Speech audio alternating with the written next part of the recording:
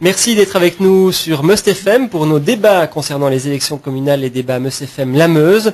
En studio, Béatrice Herry, justement du journal, qui va poser quelques questions bien senties, comme à son habitude, sur les loisirs, les sports, le tourisme et l'environnement de la commune de Palaiseau. Justement, Palaiseau, nous avons 3 chefs de liste en studio.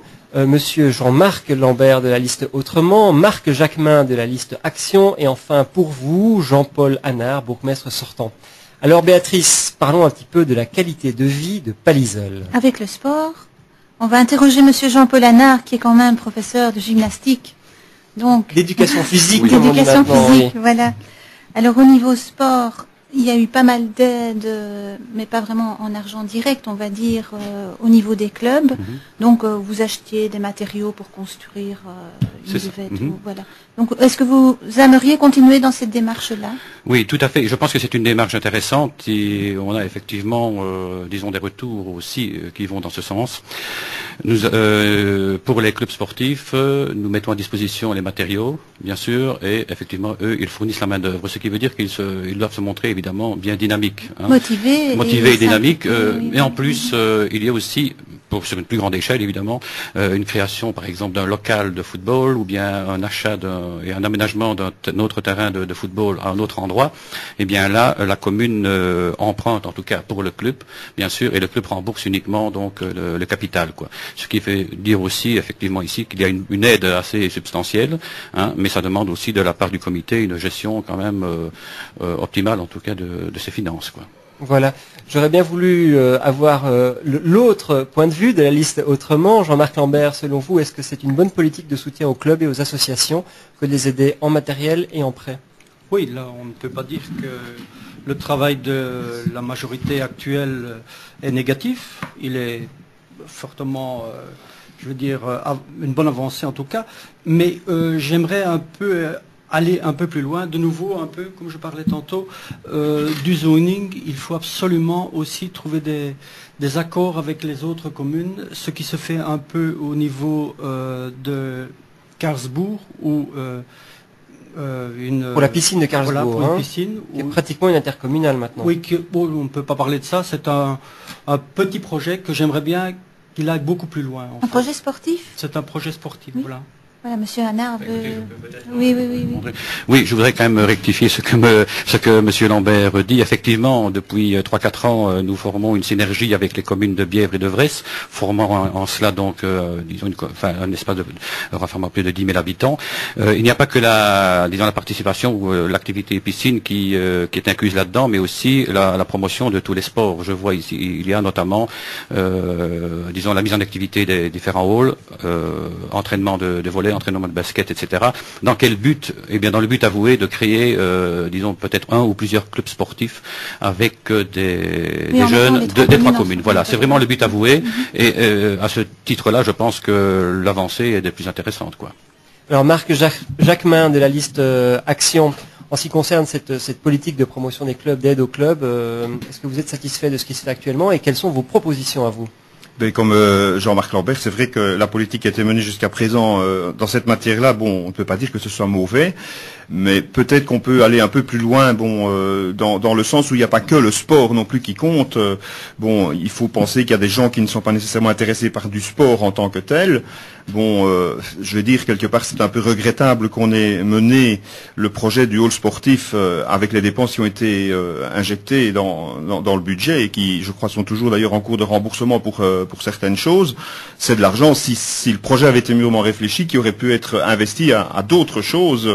Bon, l'argent, le citoyen l'a remboursé quelque part d'une façon. Voilà, et on peut très bien imaginer qu'il y ait des loisirs aussi qui soient mis à disposition des jeunes. Il y a des jeunes qui passent leur soirée, je veux dire, à ne pas trop savoir quoi faire, ou des après-midi qui ne sont pas nécessairement adeptes dans on en parlera tout à l'heure, après la pause de midi, avec l'enseignement et la culture. Mais sur la commune de Palaiseau, qui vit quand même beaucoup, du tourisme, c'est aussi de la qualité de vie, c'est surtout du tourisme de gîte, un hébergement diffus, etc. Et là, est-ce qu'il y a des choses à faire aussi, selon vous? Je veux dire, on peut certainement promouvoir. Bon, c'est déjà bien comme c'est dans l'état actuel des choses. peut-être qu'on peut donner un petit coup de pouce d'un point de vue financier, peut-être en allégeant certaines taxes. Bon, pour autant que ça puisse se faire, évidemment, il faut voir ça dans. Bon, je pense aux taxes de séjour qui sont demandées chez les gens qui hébergent. Bon, ben, sinon, dans l'ensemble, c'est un mouvement qui a pris de l'essor dans le sens où ça a été un petit peu une espèce de publicité. Bon, on a commencé quelque part et puis tout le monde se dit pourquoi pas moi. Et bon, je veux dire que Pallisol a pu en bénéficier, tout à fait. Bon, vu que ça marche chez le voisin, on le fait aussi. Bon, et je crois que toutes les personnes qui séjournent à Pallisol, bon, en ressortent enchantées parce qu'il y a une qualité de vie à ce niveau-là. C'est ça. Toujours en parlant de qualité de vie, il y avait un très beau projet qui était le projet, Monsieur Hanna, de Bois Énergie. Oui. Là, ça touche l'environnement. Tout à fait. Alors, ce projet était un petit peu difficile à mener. Il a été un peu mis de côté et maintenant il est reparti. Je pense qu'il a peut-être été mis en veilleuse et pas au niveau communal, bien sûr. Effectivement, là, apparemment, les autorités donc supérieures s'y intéressent à nouveau et le but avoué, effectivement, c'est de pouvoir alimenter donc en chauffage grâce à une chaudière à bois, en tout cas les bâtiments communaux qui sont situés sur la place. Donc il y a facilement 5 à 6 bâtiments publics, je dirais, parce qu'il n'y a pas uniquement communaux. Donc pour rappel, c'est subventionné à 80%, et je pense que de la taille de ce que l'on veut faire, ça veut dire pas d'une importance, trop évidente. Eh bien, je crois que c'est un projet qui peut aller loin, quoi, puisqu'on a des réserves de bois quand même en suffisance. Étant une commune forestière, bien sûr, oui, voilà. Bien sûr. Jean-Marc Lambert, vous vouliez intervenir à ce sujet? Non, le projet en lui-même était très très intéressant. Le gros problème, c'est qu'au départ, on a fait une étude qui situait plutôt la chaudière, disons, à l'arsenal des pompiers, très loin de tout. On a changé le projet. Maintenant, on pense, je suppose, le mettre près de l'hôtel de ville, mais il ne faut pas oublier qu'on vient de terminer la place.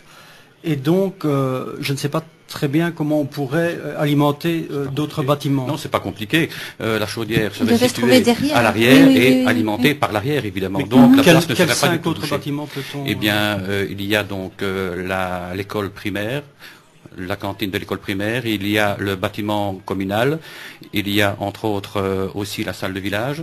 Il y a le CPAS, il y a la salle Paul Verlaine, il y a 5-6 bâtiments sans entrée. J'aimerais préciser que le CPAS se trouve de l'autre côté de la place. Tout à fait. Et lorsque ce matin je parlais... Pas du tout. Non, vous ne comprenez pas, c'est à l'arrière et ça ne touchera aucunement au projet de la place. Le CPAS est à l'avant. Je pense que c'est justement ce que je voulais dire ce matin quand il n'y a pas un fil conducteur. Donc on a eu un projet, on ne l'a pas réalisé, on veut le refaire après, il faudra recadrer. Voilà, à ce sujet-là, je voudrais quand même intervenir parce que 30 secondes. En principe, effectivement, c'est donc la rénovation rurale, en tout cas, qui a pris ça en main avec en Bois Énergie actuellement. Le projet avait été, disons, dit intéressant pour l'Arsenal, bien sûr, et moins intéressant concernant la place. Nous avons voulu remettre ça en principe d'actualité, et on a proposé, en fin de compte, de ne pas faire le stock de bois près de la chaudière, ce qui a fait qu'ils ont revu leur politique et tout compte fait, le placement de la chaudière à l'arrière peut être, disons, placé. Donc, autrement dit, ça me paraît cohérent, quoi. Voilà, j'aurais bien voulu profiter de l'occasion des énergies pour parler avec Monsieur Jacquemin, la politique justement des énergies renouvelables. Est-ce que pour vous, Pallisol l'administration communale doit donner l'exemple à ce sujet? Certainement que à l'heure d'aujourd'hui, les nouvelles énergies, sont quelque chose qu'il faut mettre en pratique. Il faut donner l'exemple et il faut même pousser plus loin. Il faut pousser le particulier justement à pouvoir faire la même chose et à pouvoir bénéficier de ces énergies. Là, en allouant des primes et des choses de ce genre-là, quoi. Hein. Ça, c'est clair. Faut pas qu'on s'arrête où on est là maintenant. Il y a l'avenir qui est là et il faut aller jusque là, quoi. Monsieur Lambert, dans votre fil rouge, est-ce que vous mettriez des interventions auprès des jeunes ménages ou bien des interventions vis-à-vis de chaque ménage pour mettre des panneaux solaires ou pour avoir une politique d'utiliser des énergies renouvelables? Oui, on peut concevoir des primes pour les énergies renouvelables, mais également une redistribution d'une partie et ponctuellement et selon le prix du bois, selon la vente, d'une partie de la vente forestière ou en tout cas réserver une part de bois par exemple pour les habitants de Pallisol. Voilà, un grand merci pour vos interventions concernant ce sujet de la qualité de vie à Pallisol. En studio, nous sommes avec Jean-Marc Lambert de la liste Autrement, Jean-Marc, pas Jean-Paul, hein. Marc Jacquemin de la liste Action et Jean-Paul Hannard de la liste Pour vous, bourgmestre sortant. On se retrouve à 13h30 pour parler de la culture et de l'enseignement à Palaiseul. À tout à l'heure.